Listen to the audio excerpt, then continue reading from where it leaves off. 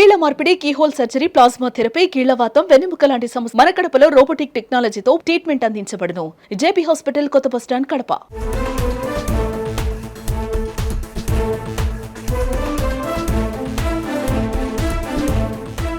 పులివెందుల నియోజకవర్గంలో ఈరోజు ప్రభుత్వ హాస్టల్స్ను మరియు అంగన్వాడీ కేంద్రాలను, రేషన్ షాపులను AP food commission chairman Vijayapratap Reddy తనిఖీలు నిర్వహించడం జరిగింది.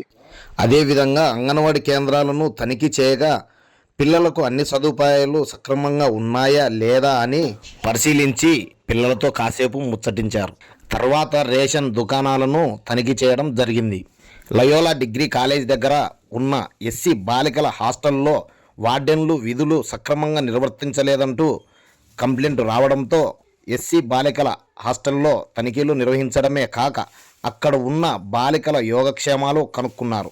అసలు విషయం ఏమిటంటే ఫుడ్ కమిషనర్ చైర్మన్ పులివెందులకు వస్తున్నాడని ముందస్తు సమాచారం ఉండడం వల్ల ఏవైనా లోటుపాట్లు ఉన్నా కానీ సర్దుకొని ఉంటారని జనాలు అనుకుంటున్నారు.